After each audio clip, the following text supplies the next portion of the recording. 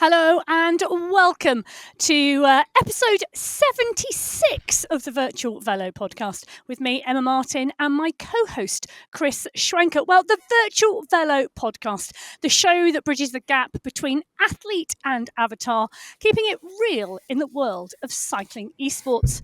On this episode of the Virtual Velo Podcast, we step away from cycling esports and into the world of ultra endurance. Our guest, Matthew Lefthand, went from £280 to a Boston qualifying maranatha, and within just 2 years of discovering cycling, became a world record-breaking ultra cyclist, riding over 575 miles in his first 24-hour attempt on the road, and followed it up with over 650 miles in 24 hours on the virtual platform Zwift. Joining us to help unpack the magnitude of the feat is Larry Oslund, records chair of the World Ultra Cycling Association, the body responsible for validating the toughest endurance performances on Earth, including Matthew's. This is the anatomy of a record-setting 24-hour virtual ride, as you titled it in your story for Escape Collective, Chris. Yeah, absolutely. And when I chose to write that story about Lefty, I'm going to call you Lefty because that's the only way that I know you, Matthew. I didn't realize biting off a lot more that I could chew. First of all, I learned so much about you, your inspiring story. I only knew you from dirt rides. We both had indoors riding trainers, the Dirt Zwift team. And watching your trajectory over the last 2 years has been nothing less than inspiring and really remarkable. And then all of the correspondence that I had with you, Larry, I basically got a physics degree in how to figure out how to make a bike that's riding indoors seem as if it's riding outdoors. So anyway, we're really looking forward to this, and we both appreciate that you've joined us today. Well, thanks for having us. Fabulous to introduce both of you to our listeners, Matthew Lefthand and Larry Oslund.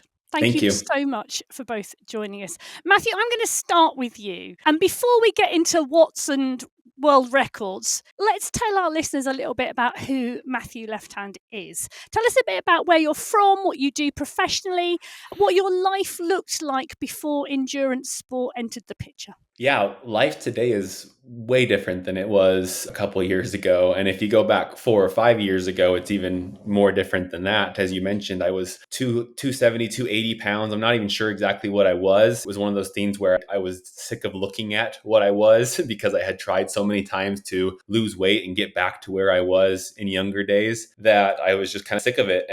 But we had a child at the end of 2020. And my wife and I were like, you know what? We seriously need to figure this out. We always talked about how we wanted to be healthy for our kids and set a good example and be able to run around and play with them and stuff. And we are not in shape to do that right now. Right now, we're in shape to go down a bad path. And so my wife was like, okay, we're doing this for real. And she found a diet program called Clean Simple Eats. And I was kind of over it to the point where it was one of those programs that they had you take the before pictures and get all like the measurements and you're going to show all this stuff. And I remember telling her, I have enough before pictures. So I didn't even take the pictures. Like I was kind of checked out. But it was the program that worked for us. And she helped us follow it to a T. And since we had the new kid along the way, we had a lot of motivation to actually get it done. I was out of graduate school. And so that stressor was over. I was starting a new career as a mental health counselor, marriage and family therapist. But it was still less stressful than school. And so, and the pandemic happened. And so we were stuck inside. So it was like we had all the time as well to cook and take good care of ourselves and everything. And it just kind of worked. And we lost all this weight. I lost over 100 pounds. My wife lost 40 pounds postpartum, even 20 pounds off of what she was before she got pregnant. And I started running again, just fell in love with being active. I always was active. Even when I was 270 pounds, I could out hike most people and like do stuff because I just have always loved pushing myself and going. That's part of the story that we'll probably get into here, that I love the burn and love just chasing after that feel good, push yourself type stuff. So yeah, long story short of there is that we lost the weight. I became a mental health counselor. I've been in practice now for 7 years. Over the course of that time, I started to train more and more. And when you train more and more as a runner, your body either adapts and you do really well, or you break your body down. And I found that ultra cycling is full of people whose bodies have broke down from ultra running. And so I joined the ranks of ultra cyclists who had some sort of running issue and then found ultra cycling. And it was just a match made in heaven. I mean, within my first 60 days of being on a road bike for the first time ever, I rode my first race or event, which was a 208-mile across three states from Utah to Wyoming, Jackson, Wyoming. My first ever cycling event, and within 60 days. So I was already like in the ultra cycling camp from the get-go and took to it really fast. Do you know, it's an amazing story because you're quite right. There are a lot of broken runners in cycling, and whether Yes. that's long distance endurance cycling or many forms, there are a lot of broken runners there. But you mentioned there about, you know, within 60 days of starting cycling, you were already in your first endurance event. I understand it was only within 5 days of trying your brother's mountain bike that you bought your first road bike. So you make decisions very quickly. I may be a little obsessive and addictive. I think that comes with the part of being an ultra cyclist, is most of us get pretty into stuff very fast. And I've always been one of those people who goes all in on things. You know, I learned to play the guitar as a youth, and I basically taught myself how to do that within a year and got to the point where I was pretty efficient at it. And I just, like, when I was in graduate school, my wife always talks about how I got into snooker. Maybe you guys know what snooker is, but it's like a billiards table game that's really popular over in Europe, not popular here. And I taught myself how to play pool while I was in graduate school as like a pastime or whatever. So I do tend to like jump all in, just see if it's going to fit. And I've jumped from thing to thing to thing, but nothing stuck quite as well as cycling ever did. Like, it just naturally fit so well. And I already had aerobic engine that was under development that, like, it just took off. Well, let's talk about that first race back in 2022 from Logan, Utah to Jackson Hole, Wyoming, 208 miles, 8,500 feet of climbing, no small debut at all. Most cyclists new to the sport wouldn't quite consider doing a century after a few weeks, let alone entering such a grueling race. What was it inside of you? Why did you think, that is for me? Well, I've never been one to necessarily measure myself up against others very often. And so even when I started cycling, I didn't really look and see what's normal. I just kind of went out for a few hours and got used to it. When I on the road bike, I went out for a few more hours. So I was riding centuries within my first week or two, centuries plural per week, and didn't really know that was like a achievement. Like, it was just normal for me to be out and active that long. And so when someone told me about Lodija, I was like, okay, I got 100 miles under my belt, but 208 miles is just ridiculous. Like, I don't know who would cycle that long. It's a little bit absurd to say now as I've taken it to the extreme, but I didn't think that was possible. But after 4 or 5 weeks of being on the road bike and doing multiple centuries per week, I was like, actually, I think I can do that. But it's even more crazy where, like, I didn't have the cycling background, so I knew nothing about drafting, riding as a pack, like how to pace yourself or anything like that. So I rode most of it alone as well, even though it's a ride where you can ride in groups and stuff. I didn't really know how to draft. So I did draft a couple times, but I was really uncomfortable riding next to people and stuff. So I spent the 11 hours almost on my own the entire time. And the irony of like falling in love with it is that I had the worst cramps in my whole entire life after that event. It was those ones where like both sides of your legs, you know, cramp up. And so you can't flex or push or get rid of it at all. I just like remember being on the bathroom floor of our Airbnb and just like in pain for hours that night. And for some reason I was like, yeah, this sounds fun. Let's do it again.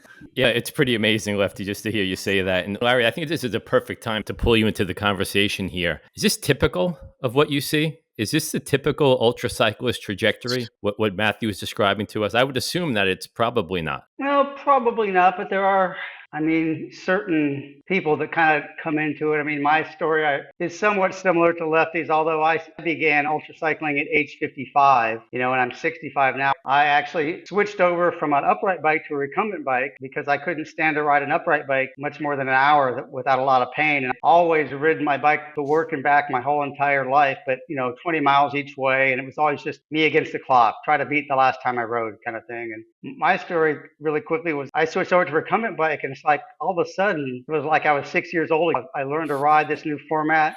I just loved it. And I entered a 12-hour race 6 weeks after I got my bike. And I did like 237 miles, in a 12-hour race. And I was kind of like Matthew. I didn't really know anything about anything. Didn't know how to fuel. I didn't have any power meter. I didn't pace myself. But, after at the end of that, I was dead. But I still loved it. It's kind of like a woman giving birth, I think. A few moments after you give birth, you forget about all that pain and you're just kind of looking forward to the next thing. But I think Matthew and I are cut out of the same cloth in some respect. It's like I ride over 100 miles every day. I get on the bike. I built a desk over my bicycle, and I basically have 5 or 6 hours of desk work I do, and I pedal the whole entire time. And I basically stopped my ride to come and do this podcast. And I've already got 4 hours in for the day. But so I think different people fall in love with it in different ways. But I think you have to have people usually they're in that segment of athletic ability, that their VO2 maxes are kind of high. They have good endurance. And these are the kind of things that, the Germans took off testing people for way back when to find out which people would do better in certain sports. And I think we all gravitate towards stuff that we kind of are good at in the end. We find out that we're good at it. And then we just build on that. I'm kind of sad that I didn't get into it when I was 30 like Matthew. I had to wait until I was 55. I'm already old and tired, and I can't come close to the kind of power that Matthew can do. But Larry does pretty good for being old and tired. But it's kind of, I can ride I can ride shoulder to shoulder with most people of Matthew's age in most events, and they're kind of amazed that, this 65-year-old guy is keeping up with them usually. So, but it's really about spending the hours on the bike in the end. That's how you really develop that ability. Most people want to say, well, how can I do what you do? You just got to ride a lot. And that's hardly the truth. You just have to ride a lot, but it's fun. Yeah, I guess it's a lot. It's riding a lot and also having that special mindset. And what you've created, or what you presently in your role as the chair of the World Ultra-Cycling Association, is a repository for that. Can you tell our listeners who don't know what WUCA is and what your role is there? Sure. Well, WUCA, as you had mentioned, stands for the World Ultra-Cycling Association. We really we're a nonprofit world organization. There's really 2 facets to us. We kind of sponsor and allow organizers to have events. So there's events all over the world that we do, and they're not related to the records at all. They're just trying to get people interested in ultra-cycling. And so we kind of we promote those in a sense, and we have challenges within our organization that so a challenge might be somebody has to complete a 12-hour race, a 24-hour race, a 2,000-kilometer race, different things like that to kind of give people something to kind of shoot for. And then the other side of it is really the records part. I'm a board member of the organization itself, but I'm also the chairman of the records division. I'm basically it.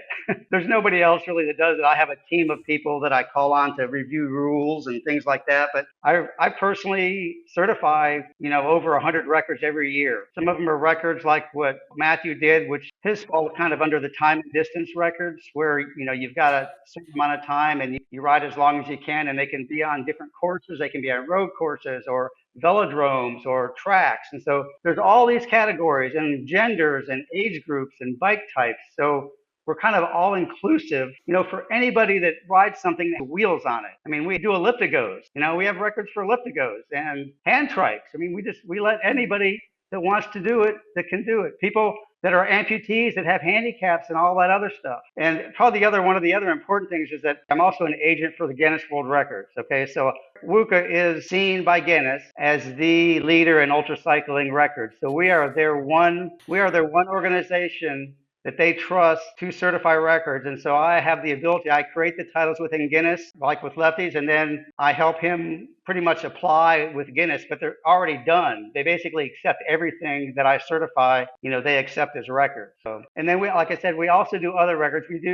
In the United States, we have state crossing records. Utah, north-south, Utah, east-west, United States, east-west. Every single state and every region in every country will do records for pretty much any kind of thing like that. And so that's about half of the records that we do. The time and distance are kind of the other half. But there's just lots of opportunities for people pretty much anywhere. If they want to kind of pursue something that's a personal passion for wherever they live, they can do it under banner per se. Yeah, it's really interesting. I want to get back to you, Matthew. We spoke about that Latoja was your first real race. You came back the following year with a year of cycling under your belt. Yeah.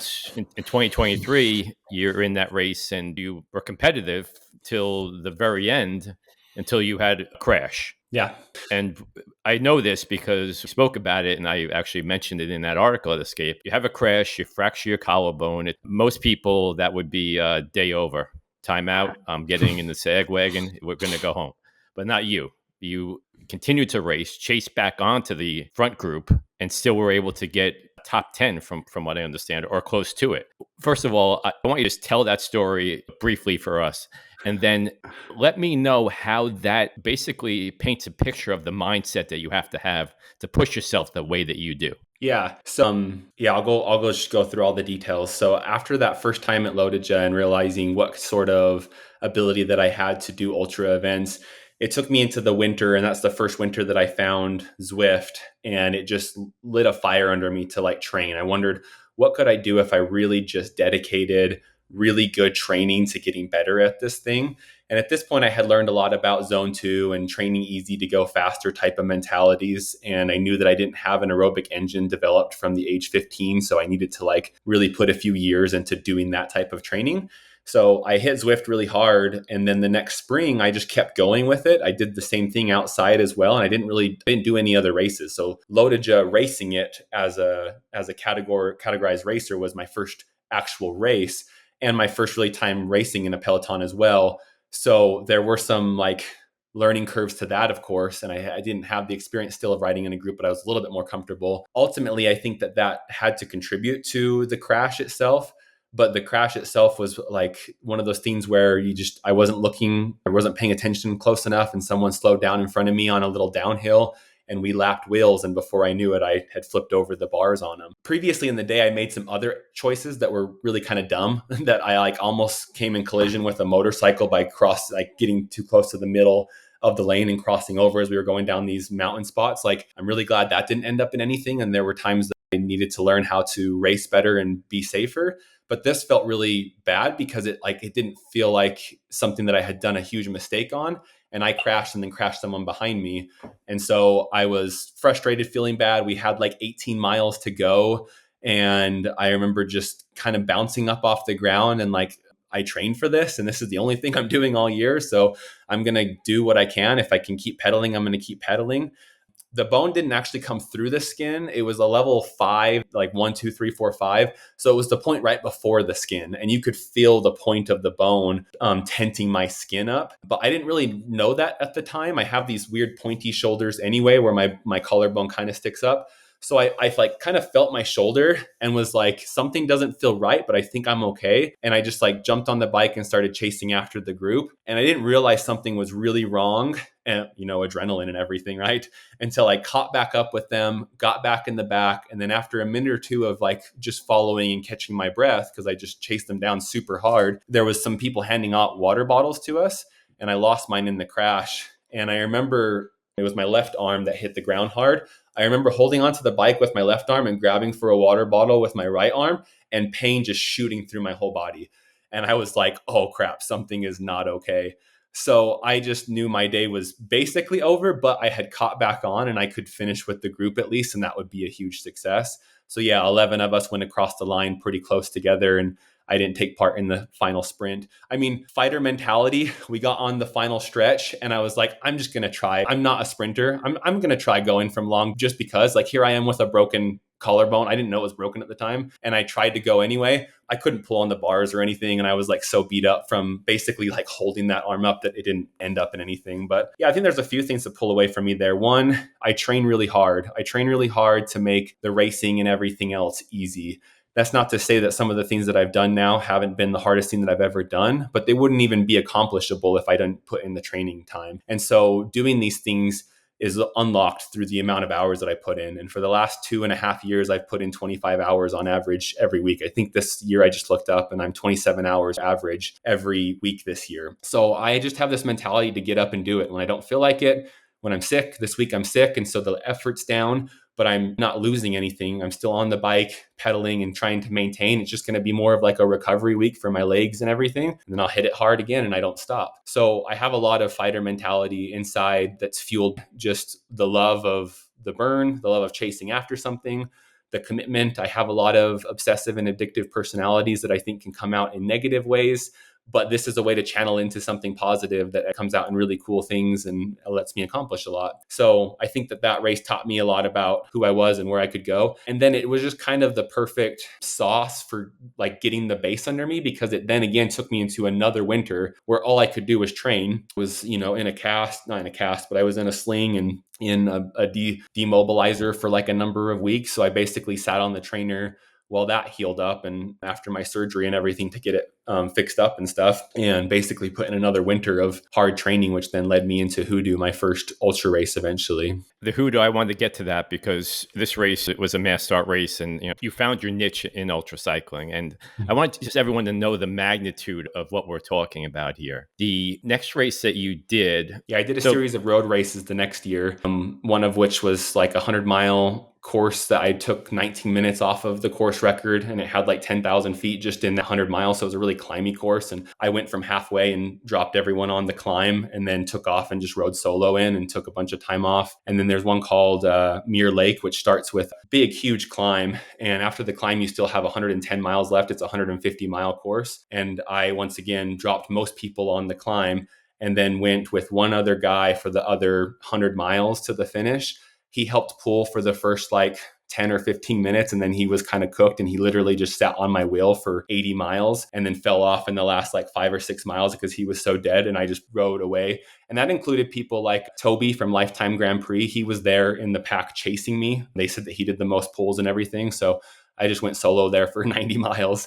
And those were all leading into Hoodoo, which was like, I was actually doing those as training rides to get ready for this thing. So there was a summer of just dedicated pushing myself to be better. And I thought it was to get good for Lodija, but I kept noticing, hey, every time we go over 5 or 6 hours, like I can be the best just by myself. So like somewhere longer is where I'm going to be the best. I just didn't know how long yet. So you shattered the course record at the 2024 Hoodoo 500, and then again at the race across the West, which is Oceanside, California to Durango, Colorado. You beat the course record and every other racer, including the relay teams, and not just by minutes, by hours. The second place rider still had 150 miles to ride, 10 hours when you were already taking a shower. You averaged nearly 20 miles an hour across 860 miles with 45,000 feet of climbing. This isn't flat terrain that you went over.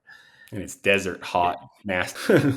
and a couple of mountain passes as well. It's really remarkable. But I'm just getting back to the mental side of things. And you've told me that there's one defeating question that puts you off of the rails. Do you recall what I'm talking about? And can you explain why? How are you doing? Is that what you're referencing? Yeah, exactly. Yeah. There's an interesting story there too. So when I was at Sebring earlier this year was my first outdoor 24-hour specific event. It's actually a race that Larry organizes and directs as well. So it was the first time that we met. And there was a time where it was the end of the day and it was going into nighttime. And the day was a lot hotter than I had anticipated. And I was also sick the 10 days before Sebring. So with those combination of things, not having heat trained yet, coming off of illness, I pushed it just a little too hard during the day. So I was going into the night after 12 hours of really hard work, basically like tanked, expecting myself to either not make it or like be able, like have to slow down a bunch and just like make it through the night if I could. And so I'm battling through this in my head. What do I need to pace like? How do I make it through this? Do I need to eat? Do I need to drink? Like I'm trying to brainstorm in my head. And the overarching thought in the back of my mind is like, you are not okay and this is going to suck and it's going to go horribly. But I'm trying to fight all that off through the normal stuff that I do, like game planning and figuring out what to go to next. And I got off the bike for a stop, and my wife, who crews me at all my events, who is fantastic. Everyone who meets my wife, they like her way more than me. She's amazing. And I love her so much. But she asked me, how are you doing? And it was this window into, especially from her, because I know that she cares. Like that's a question that she really wants to know. And it just was this window into like, oh, I'm not okay. And I was kind of grouchy to her and kind of tried to push it off. But that next lap that I got on the bike, the only thing that ran through my head is, I am not okay. This is not okay. This is not going well. I'm not going to make it. And so I just had to like go inside myself and be like fighting that, you are okay. You can make it through this. You probably can't keep going as fast as you want to. You're going to have to give up the A goal here and figure out how to achieve your B and C goals, but you will make it through this. So it was like a good 10, 15 minutes of internal turmoil before I got back on the radio. First of all, apologized that I was salty to her. And then second of all, said something to the effect of, don't ask me if I'm okay. Tell me that I'm doing good. And it was the first time that really in this ultra world, I really recognized how important it is to like have a positive outlook on this, have a good mindset, to keep going by telling yourself you're going to be okay. Ironically, what happened during the world record event was that it wasn't just my wife that was around me. This was a public event at Envy headquarters. So we had people from Envy, we had different sponsors there. We had several people from the community just come in and say hi. And what's the thing that everyone says to you when they see you? Hey, how are you doing? Especially when you're in the middle of something. And so I had told people leading up to that event, don't ask me that, but then realized pretty quickly, oh, I can't control that. Like people are going to ask me how I'm doing. And I've since realized too, like if anyone talks to you during a race, like anyone's interviewing you, like I got interviewed at Raw, that's pretty much their first question too. Like, how's it going?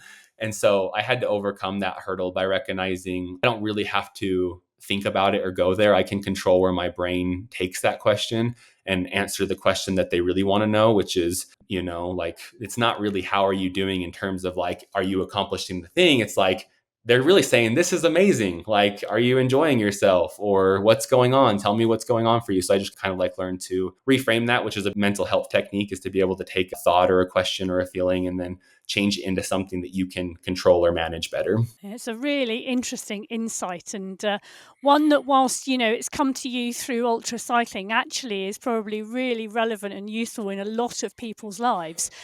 Larry, just going to talk a little bit about ultra cycling and where do you think it fits into the broader landscape of competitive cycling? Is it something that is growing and expanding and becoming more popular? Is it viewed as a legitimate discipline like road and track, or is it something that's niche or maybe a fringe pursuit? Well, I guess I'd like to think it's growing. I think it has been larger in some time when it first started, but it really has probably more of its roots with a sport that might be referred to as randonneering. Have you ever heard of randonneering? Yeah, in France, and the randonnées are every weekend. Yep. So if you really think about it, that's ultra cycling at the core. That's basically unsupported ultra cycling. And so, I mean, I wasn't really around when WUCA was created, but I think we really had our roots kind of in that organization, and somebody kind of tried to make it a little bit more event driven, where people could kind of get together in events. And then the record thing, I think, just kind of spun off as kind of, hey, this would be a really cool thing to do. And nobody really, I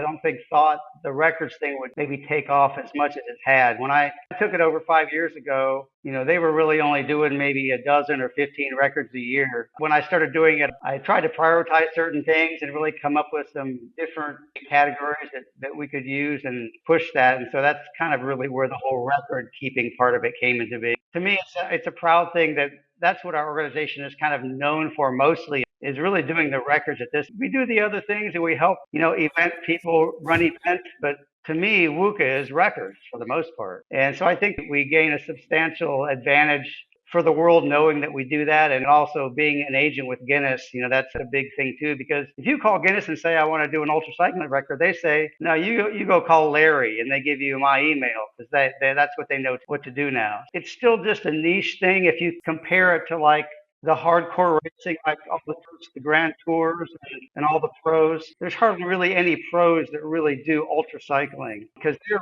they're ultra competitive, and they really want to be the racing. They want to have the support of the team.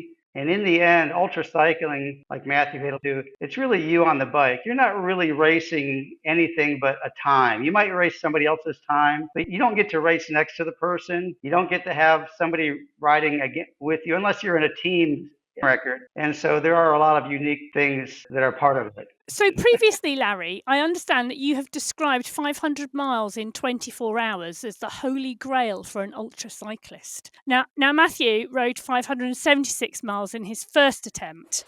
From a WUCA perspective, how does his achievement stack up? Well, there's really only one other person in the history of WUCA records that has gone over that, and his name is Christoph Strasser. Many think he's more like a professional cyclist in a sense. I mean, he's probably got a backing of some really big companies. He's been allowed to go into wind tunnel and stuff. But in my mind, I mean, Matthew on cyclist is Christoph. And I've told him, that he could probably break Christoph's records. And I'm kind of pushing him to do that in a sense, or encouraging him for the most part. Where this really comes into is Matthew is really the cream of the crop at this point of ultra cycling. And there's really two directions he could go. Somebody could come up to him and say, hey, do you want to be a professional? Do you want to race with a team? Do you want to ride in Tour de France? They could try to suck him into that realm. If he gets sucked into that realm, he gets sucked out of the ultra cycling realm because they're so different, and I think he probably could be in that realm. But again, you give up a lot to do that. I mean, I think when people like us that are athletes, you're dreaming of being a professional and all the glory and all the money and all that stuff, but it's not all that great, really. You give up, if you have a family, then you're not going to be a good dad if you're out on the road like 9 months a year. You give up a whole lot of stuff for that fame and glory. And so I think it's there and people do it, but they give up a lot of it. But I'm glad that he's in the ultra cycling camp for now. I think that he'll do great things regardless of wherever he's at. And he'll encourage lots of other people to try it. It's kind of funny. You just don't know that you're good at it until you try it. I mean, I didn't try it until I was 55. And then suddenly I saw I was good at it. Luckily, Matthew tried when he was much younger, and he's able to just leverage all the training and all the information that 100 years of cyclists have put in there for us to use, and he's just doing an amazing thing. So I can't really say enough about it, but he is the top right now. I mean, there's really nobody that can beat anything that he does. It doesn't matter what record he takes and tries to go after, he will just smash it. So I mean, it's a great feeling to be in that place. Yeah, I can imagine it is. I've never been there personally, but I've interviewed many people who have, and it does seem like a really nice place to be. Let's get into the reason we brought you here was to break down the 24-hour virtual record. And Larry, I want to start by just asking you a very basic question. Why did WUCA decide to certify virtual records in the first place? Well, we're always looking for record categories that are attractive to our members. And for so many years after Zwift started, we had all these people.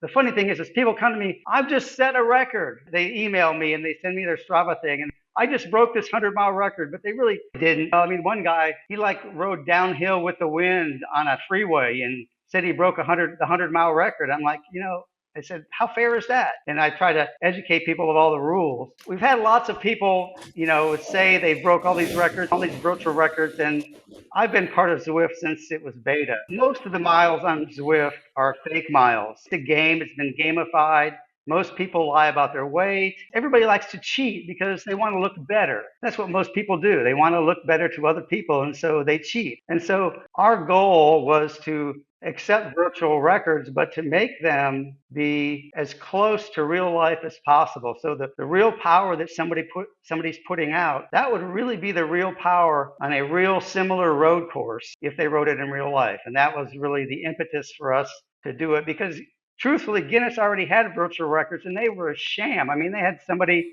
like 55 miles for 24 hours. It's like, well, how did they do that? Well, that's stupid, right? I mean, what kind of claim is that? And so we wanted to kind of be able to allow the word virtual to really have some substance. And we were hoping that if we got a hold of it and we could certify it and put some real rules in place, that the numbers that we came up with would have real meaning and something that could be comparative with what was in real life. It's interesting that you describe Zwift as a bunch of cheaters and weight dopers, because majority of the time, the people that are in your seat are people that are very prominent in the cycling esports community. The people we're interviewing are very immersed in virtual cycling community. And that's not necessarily always the case, especially in elite level competition. To hear somebody who's more of a layperson describe Zwift that way, it kind of gives you a window into that challenge that we have to overcome. And it's actually quite interesting. So when you speak about standardizing things and normalizing it and having the crossover there so it's legitimized, I know we're talking about baseline CDA testing. We're talking about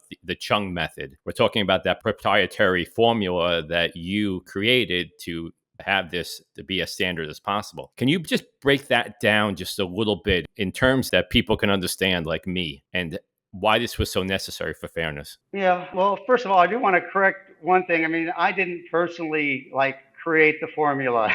I was just part of it. Actually, Jim Parker, who is the vice chair, he is a doctor and he's super meticulous about records as well as I am. But he's the one that really formulated, the formula. But it's really just the standard CDA formula. So it's really nothing more. If you go online and say, what's the formula for make CDA? It's just a whole bunch of variables that get stuffed into a computer program and out come a number. But so I just wanted to clear that up because I don't want to take credit for actually creating it. I mean, I understand it purely. You're correct. We wanted to standardize things. And so Jim and I mostly work together deciding what are the things that we need to make sure that we collect to make sure that everybody is playing on the same. And so it really came about that the best thing to do was have the rider ride on a real course for about an hour at near the power level that they would be riding on Zwift. And then we would take all that data, we take all the data that goes into making the CDA. I mean, it's all the atmospheric data, all the wind data, there's the rider's power data,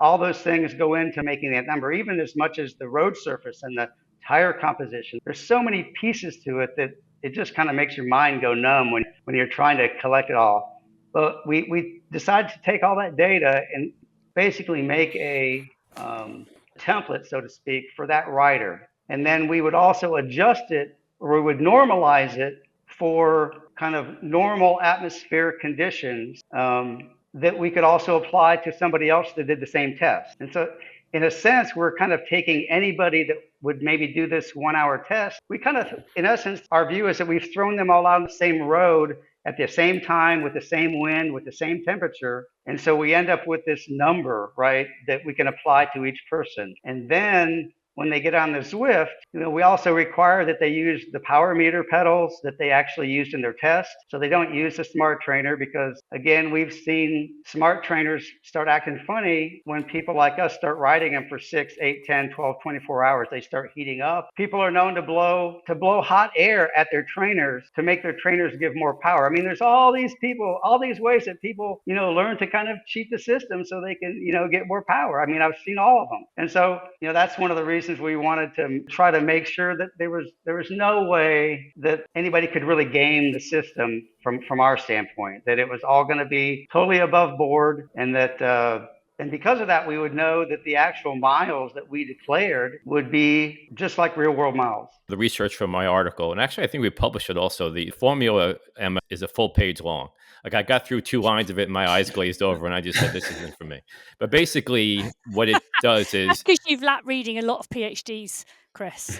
I couldn't even, it was like a different language. There were symbols and I just like, all right, this is, I'm sure that there's somebody who knows what this is, but I don't. But, basically what you were able to do was Lefty put out this amount of power and this is the speed that he did, basically. So that when he put out the same power on Zwift, then you knew what the speed was on the road, and then that's how you determined what it was.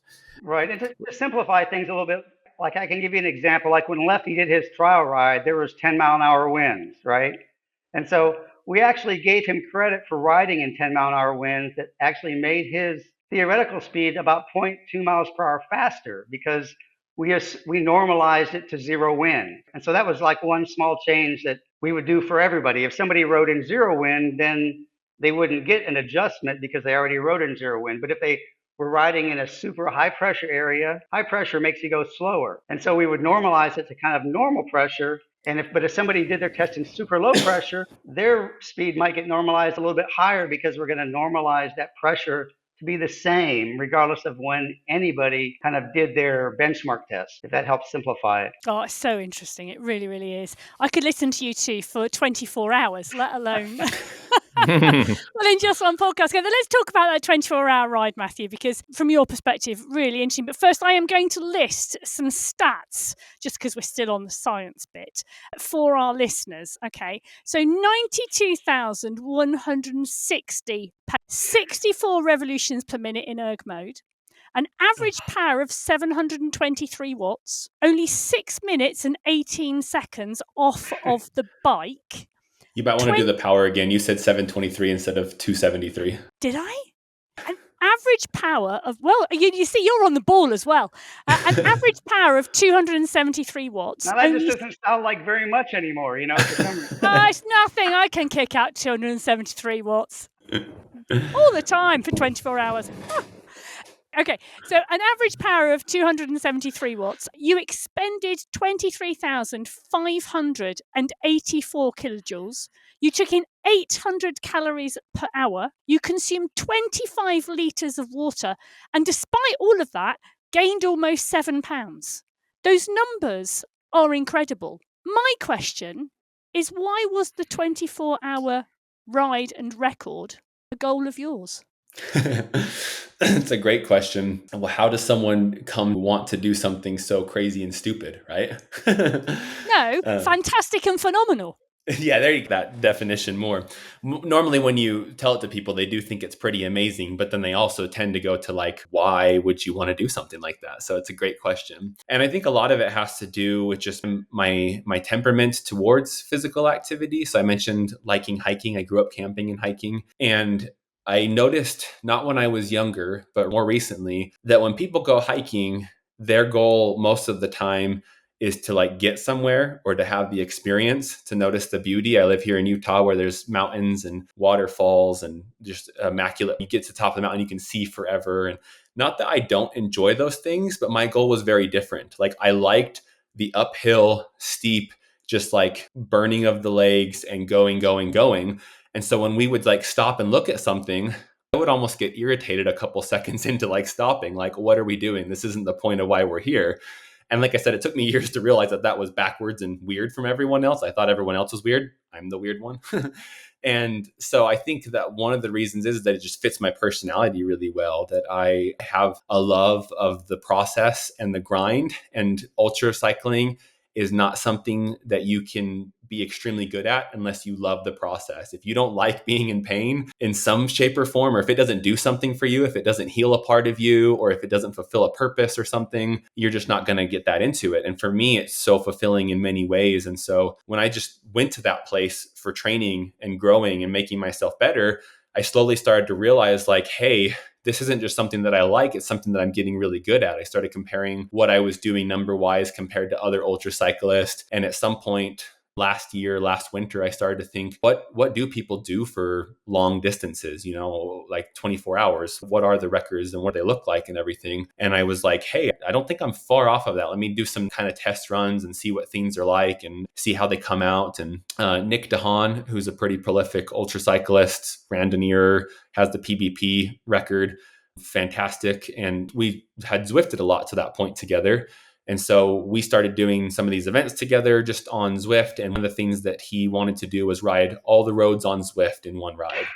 And this was not last winter, but the winter before. So the map expansions hadn't happened, but it still ended up being like a 16-hour ride or something like that. I wasn't able to do the whole thing that day because I actually learned about it like the day or two beforehand and jumped in just kind of willy-nilly, because who doesn't jump into a 12-hour ride? And so I did like 12 hours with him that first year, and he did all the roads. Well, just this last winter, we wanted to do it again. And since I was thinking these records and maybe how far could I push myself, I decided to do all the roads on Zwift and go to 24 hours and see how much time I could not be pedaling and not be off the bike, because that's a big part of ultra cycling. You're fastest when you don't take breaks. And so I did this test ride in December, 24 hours for fun, because that's part of the illness and fantasticness of it, right? And the power number was a place where I knew that if I could draft with constants on Tempe, the flat course, that I could get those numbers and over them for the record. And so I kind of put in my mind, maybe that's something I want to do sometime, because that'd be really cool to do. But I didn't know there's the whole process towards getting a Guinness record and doing it all officially. But I basically knew I just had to do the same thing again.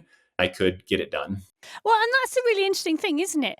I used to, I'm going to say, a little bit of long distance running in my 20s and 30s. I had aspirations to the Tour de Mont Blanc and did a lot of qualification races and things like that. You talk about grinding out the miles. It's not just about getting up that day, going to the event, or choosing to do 24 hours that day. There's a huge amount of planning and preparation. Larry's just given us an example previously, about all of the testing that you had to do, to qualify the event. You had to conduct aerodynamic benchmarking, perform baseline power calibrations. You had to maintain a specific position throughout the test. You had so many different components that weren't just the work of I'll get on the bike and do a 24-hour record. You know, Mhm. why was it important that for you to check and to tick all of those boxes? And what was the most challenging part of the attempt? Yeah, so when I decided to really take ultra cycling on this year was at Sebring. So after a winter of training and realizing I was pretty strong, I decided to go to Sebring to just see what I could do on the road. Because honestly, doing that power on Zwift and doing that power on a TT bike in position is a whole different world. You can stand on Zwift. You can nowadays on Zwift, you can take a coffee break and take a few minutes off and still get credit for mileage. And so I wanted to go and really put myself to the test. And at Sebring, it really came out good. And I realized I could do a lot. And so when I was thinking about where do I take this and how do I make this record, legitimate, because I want to legitimize my efforts and be seen as someone who's taking this seriously. And then B, also, how can I help it not just look good, but be part of my training for future events and things like that, because I'm going to be doing these out in the real world. So if I do a Zwift distance record, but I stood half the time and took coffee breaks and everything, that's not really going to help me get to do like race across the West Well and things like that, where I have like it's all really up to me. So because of all of that, I really wanted to legitimize it all and do it per the rules and records and everything. And that's what led me down the path of trying to figure out what are the Guinness records.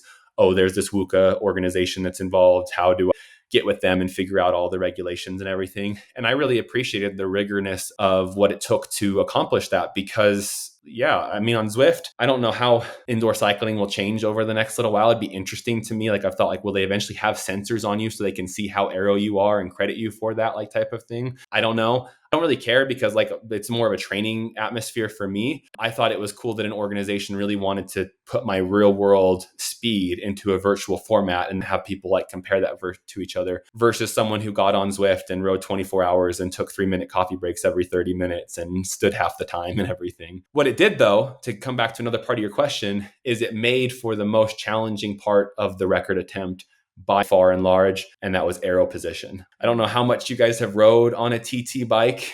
It can be more comfortable once you get used to it, but nothing static, like in any position whatsoever, is comfortable for 23 hours. Like sitting in one spot and holding that is just kind of frankly miserable. I did it really well for 12 or 14 hours. Like I took 30-second breaks every 30 minutes or something like that for the first 12 or 14 hours, 30-second or 60-second breaks. I can't remember now, but it was very little break for that first half. But then hours like 14 through 20, it was just like an internal battle the whole time of like staying in position. And I'm this math brain that's like trying to figure out, well, if I sit up, because Larry had calculated my speeds at different, like if I sit up or if I'm standing or if I'm in TT position. And so I'm starting to like on my phone, on my calculator, how many miles, I'm like figuring out how many miles do I lose if I sit up or stand for longer, because I'm just like trying to talk myself out of getting out of this position because it's just getting miserable.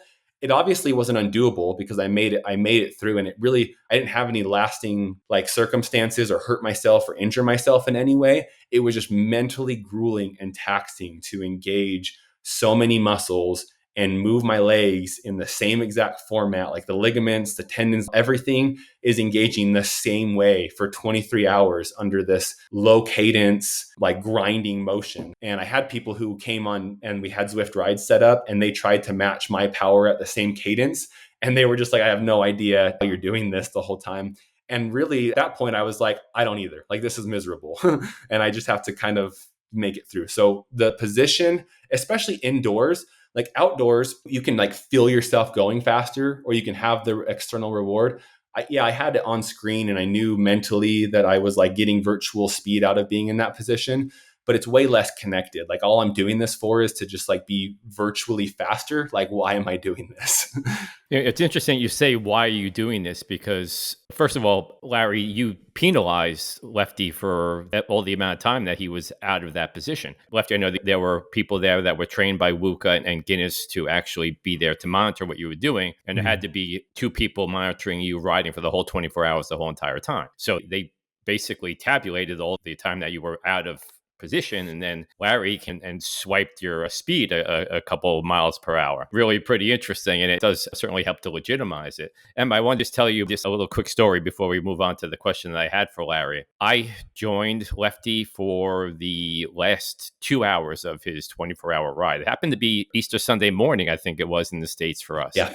I'm like, all right, 23 hours. He's probably pretty tired by now. I was able to hang with him for 20 minutes. I got shot out the back. I had to recover, and then I teleported back into the group for another 20 minutes. And I'm like, you know what? I'm going to go have a bagel. I think this is fine for me right now. But anyway, So getting to you, Larry, because of all these calculations that you did, because you penalized her for being out of position, Matthew Lefty rode 650 miles on Zwift using their CDA, and you credited him for actually more miles than that, 658.3 under your calculations. Now, which figure do you think is more accurate? Which one did you send off to Guinness? Well, the one that we did, I mean, we stand behind the accuracy of our number because of all the mathematical stuff that I talked about before. We know that that is as close to the real world numbers that he would have done if he would have been on that little 20-mile course that he did his thing in. And see, that's partly because of the whole Zwift thing. It's still just a bunch of math, but of course they are doing their math with all these other riders there. They're trying to calculate how much draft you're getting off here and there. And they don't care whether you stand up or sit down, of course. But usually for people that are just, I guess they've normalized it to the average of everybody in society. So usually the speeds and the distances that Zwift will give you are probably more than you're going to get. And partly because of what Matthew said, people stand up and they're not penalized. But standing up, you get kind of a big advantage. You can move yourself around. You can get adjusted. They take the coffee break so their bike can ride for 3 minutes without them. And they tally up those miles. And so the numbers, they're falsified because of those. But of course, falsified for everybody. But, we knew coming into it that the numbers probably would be higher just because of power making capability. And he was able to actually be more aero than any bike on Zwift. And it's the same with me. I mean, I ride a recumbent bike. I'm really aero. But there's no recumbent bikes on Zwift, so I have to pretty much ride an upright bike. I would have to basically take a third of my weight away to make my Zwift numbers, match my real world. It's really just, it's not that their stuff is wrong. Their stuff is very good. I mean, it's amazing. I mean, you've ridden, it's crazy. It sounds like you've ridden it a lot. I mean, you get in one of those groups and you can get sucked along just like you can in the real world. Man, you get pulled off to the side of that group and, it's just like the wind's hitting you in the face in real life. I mean, it's just like somebody's yanking you back with a hook. I mean, I love Zwift. I ride it. I probably ride more hours than Lefty actually does. You do. But, it's about as realistic as any gamified version can probably be. And I think it's very, very good. I don't want it to sound like we're really I'm bashing it or that WUCA's bashing it. I think it's very good, but we wanted it to be different for what we call a virtual record too. And so that's kind of why we went down the road that we went down. So I worked really closely with Peter Bradbury at Zwift headquarters on this whole event. And there's many things that went into making this a legitimate Zwift event as much as we made it a legitimate record attempt from a WUCA perspective. And that's because I have a huge affinity for Zwift. I mean, I found Zwift and rode solo on it for a long time. Like, it wasn't about social or racing or anything for me. It still has never been about racing. I've actually never entered a Zwift race ever. They're all group rides and it's my training place. And so I've learned that the game is extremely accurate if you ride in an accurate way. Like, who else goes and rides in 100-pack groups on streets with no stop signs and no 90-degree turns anywhere, right? Like, if you went and did that, the numbers would be legitimate.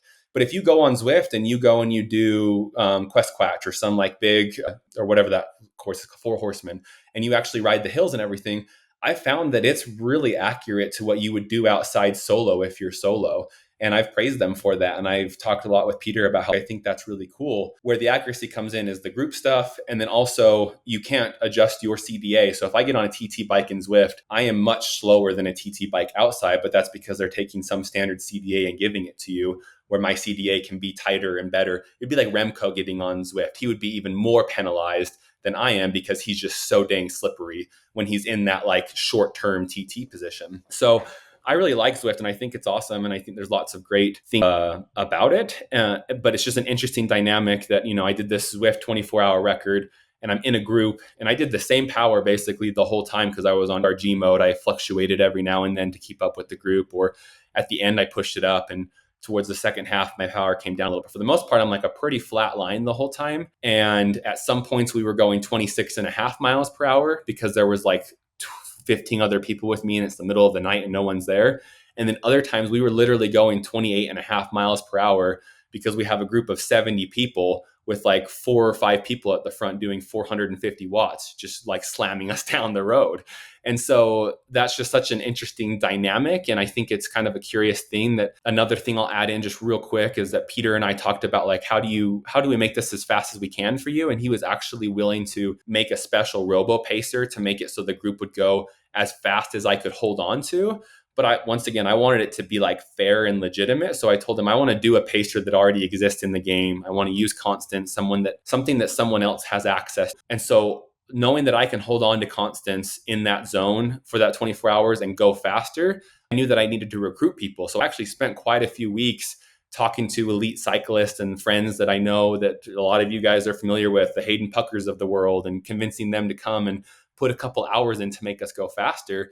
And that's one of the reasons that Zwift was even as fast as it was. Because if I just went and rode with constants on a normal day, I think I would have been 630 or 640 miles. But I added on some miles by recruiting some strong legs to come pull me along for some time. And that's also probably the reason why I got shot out the back so quickly. So thanks a lot for that. Anyway. You did come the last hour and a half. There's this Wahoo group, Ben Meir and a couple of the guys who they ride every morning together, and I ride with them a lot. And they came and we just slammed it. I wish you were there the last 30 minutes. I actually bumped up my pace and they did as well. And so the last like 15 or 20 minutes, we were going like 30, 31 miles per hour. And we were just flying down the road. Yeah, well, it's kind of, when you put it into perspective, my FTP is what Lefty did for 24 hours. So there's that. So you did mention the sensors to determine whether you're in aero position or not. I've actually seen those.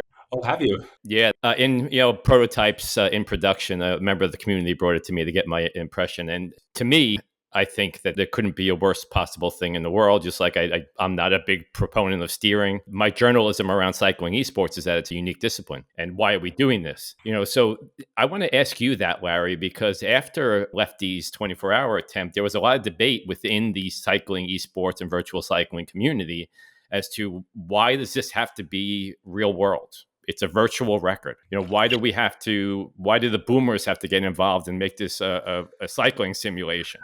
Right? Why can't it just be virtual cycling so the kids can have fun? Right? So what do you say to those people? Well, I guess, what I say is that there has to be a standard somewhere, because I've seen so many different claims of speed and distance on different virtual cycling platforms. And it's better if you have some kind of static rules that everybody can follow and that can normalize everybody, talked about before. I mean, I wouldn't be a proponent really of having all these sensors all over for Zwift too. I mean, to me, that would just take a lot of the fun out of it. I don't want to have to do that thing, but even in some of the racing, they require heart rate, they require different stuff because they don't want they're trying to stop people from cheating in the races too. And so everybody's always going to go to some length, I guess, to prevent that. Again, I think we just really felt that we could kind of bring our expertise of records and all the protocols that we used for all the other records to this one area without making it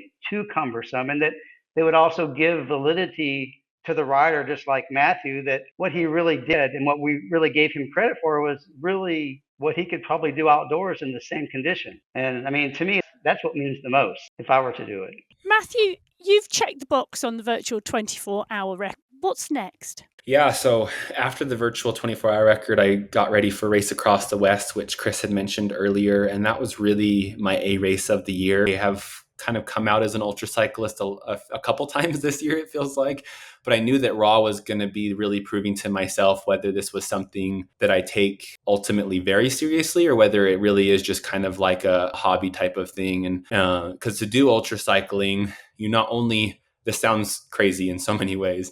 You not only have to be able to like do a 24-hour event, but you've got to be able to go for days in a lot of these situations. And I had never gone past that 24-hour mark and gone through 2 nights and that kind of stuff. So this was a new test for me to then come out and like ace it so well. Like I did so much preparation and study, and then to go and perform so well just like sent me over the moon and really made me realize, no, this is something that I can do long term, I can gain from, and I can give as well. Because I, as a mental health therapist, like I went into that because I like to help people. And so helping people get better as a cyclist as well is interesting to me. So there's just so many doors that were opened up to me. And now I'm looking at where do I go from here? And so the question of what's next, this year I have a schedule that for sure I'm going to Hoodoo again, which is in August. This will be my second time there. And I'm really excited for that event because it'll be a really cool contrasting event where I started in ultra cycling versus what I've learned since then, and and it'll be really interesting to see how the two performances stack up against each other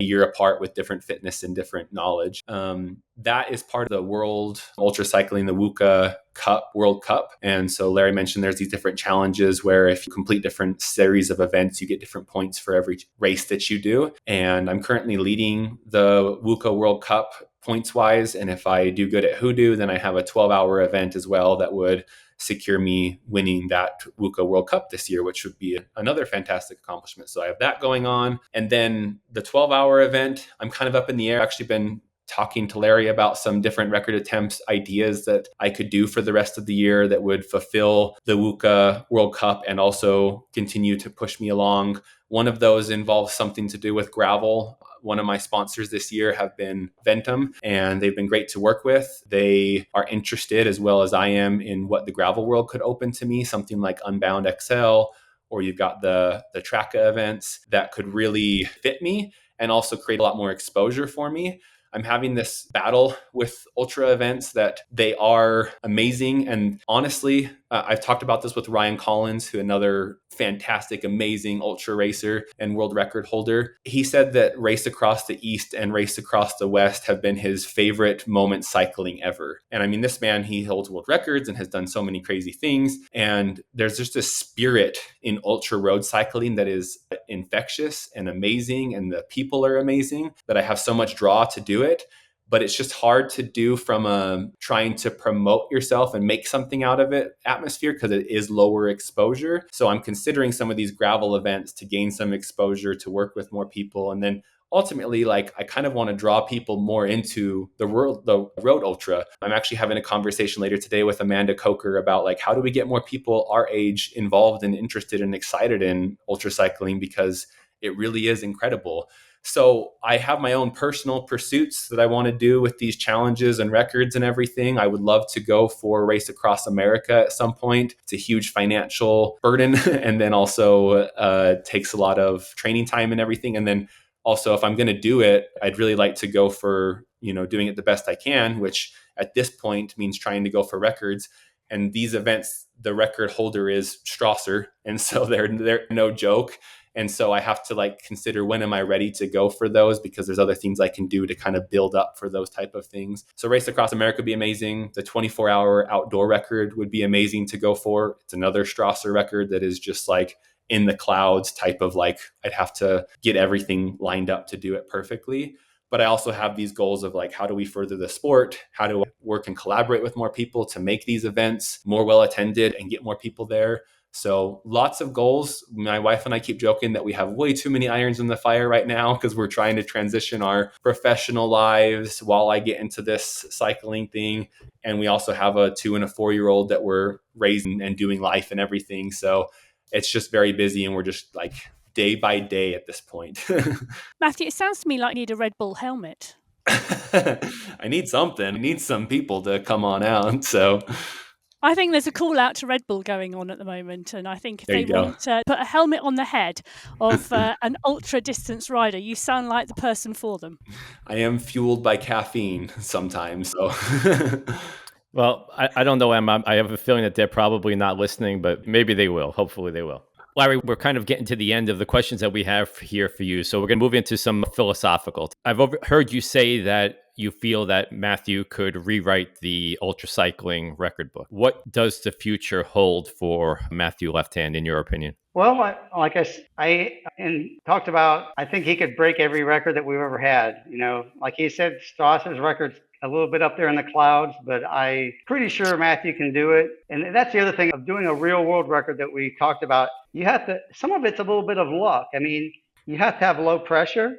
You have to have heat, but not too much heat. I mean, there's all the, it's kind of like all the stars have to align, you know, and you might have to try a record like that 2 or 3 different times and have the same power, right, to be the same fitness to actually get it to happen. And so that's some of the stuff just is just kind of like, who knows, you know, you just have to do it and hope for the best. I mean, I've done records too where it's like, well, gosh, I did the same power and everything and I'm a mile an hour slower. I mean, that can actually happen having, you know, all the wrong conditions. And you don't really get to set those conditions because when you're doing a big record like, you know, like 24 hours somewhere, you're dedicating lots of resources and sometimes you're renting track space, you're renting other stuff, and you got a dozen people are still helping you, and you just can't say, oh, I think we're going to do this in next weekend now. You know, I mean, you're planning, you're focusing it for a specific time and space. It's hard when you just change it like that. So, but again, I mean, I think Matthew's great. I mean, I just know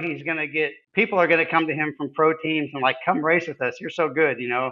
Who knows what's going to happen? He's just going to be good wherever he goes. He's got the determination. He's got the drive. He loves the ultra. I'm here as the records chair. I just encourage him with all different kinds of ideas all the time. Well, we can do these and these and these, you know, and just trying to pick things that I think that would encourage him and help further him along the way for the ultimate goals of getting the biggest, the most advantageous records just to further his career too. So, I mean, I'm just behind him 100%. I think the sky's the limit, really. Matthew, I'm going to ask one final question before we wrap up today. And Larry's just talked about your determination and drive. What is, from your perspective, the thing that drives you to ride further, longer, push yourself harder than most people can imagine? Yeah, I've thought a lot about this, and especially as a counselor, I think often about what gets people to change or do different or become happier. I think one of the most distinct conclusions I've come to is that it's not what thing, but what things. It's the multiple variables that line up to make you good at something or become better or become happier. Like when I'm working with a client, if I'm just trying to figure out what's going to help them overcome the challenge that they're experiencing, that often fails because it's really a series of steps that gets anyone to be better.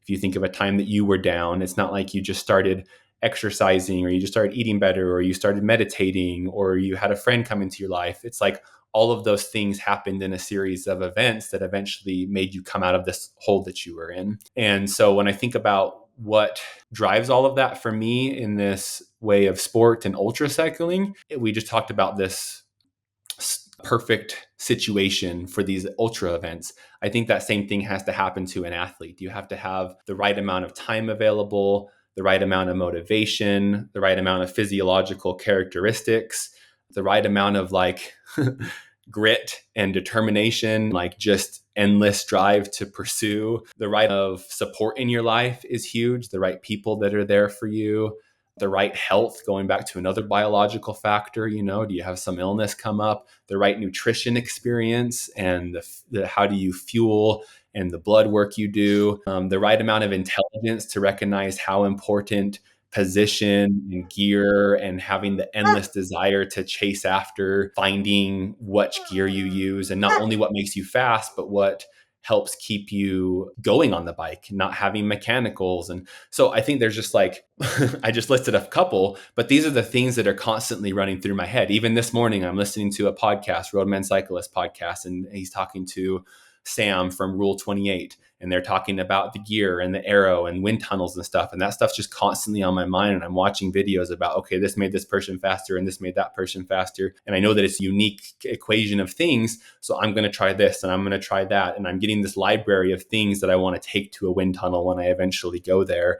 And in addition to my real world testing where I'm constantly changing out gear and trying this tire size and trying this tire pressure and trying these gloves instead of these gloves. And, you know, do I shave the day of or do I shave the morning morning at? Does that make any, like, there's just like constant barrage of like stuff that I'm okay and like love tackling. So if I were to sum it up, there's probably that the obsessive nature is probably what makes it all come together. You have to have enough of these other things. If you don't have the intelligence and the access to information, then none of the rest of it matters. If you don't have the physiological background and enough inside of your body to break down the carbs the way you need to or accept food the way you need to, none of the rest matters. Like, it's this perfect storm of stuff. And so I'm just here riding the wave. Like, I have enough of those ingredients that it works out for me. I'm going to honor that and respect that. I've talked a lot with my wife about like, is this really what I need to do? I feel like life's a lot more stable if I just be a therapist instead of try and be an athlete. Like,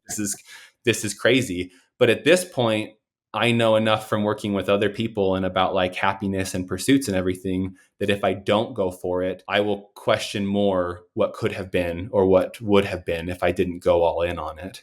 And so here I am riding the wave. Well, do you know, it is a fabulous place to finish. It really is. And long may that wave continue, because what wonderful story. Matthew, Larry, thank you so much for joining us today. It's been an absolute pleasure to have you on the podcast. Thank you. Thank you. Well, you can subscribe to the Virtual Velo Podcast on your favourite podcast provider and, of course, on YouTube. You can follow me, Emma Martin, on Instagram at biking_Emma. You can follow Chris at the Zwift. You can catch me putting words to the action this Sunday Race Club. You can head over to thezwift.com and please become a member of the Escape Collective to join the conversation and support independent cycling esports journalism.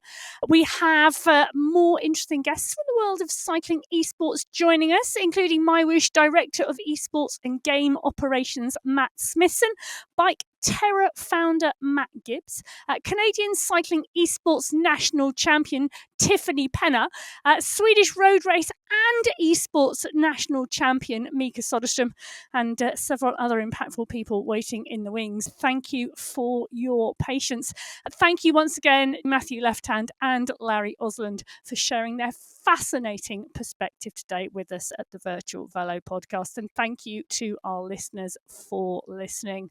Chris will remind you to please take care of your heart, get a coronary calcium scan. Me, I'm going to tell you to stay safe, enjoy your riding. We'll see you again soon. Goodbye.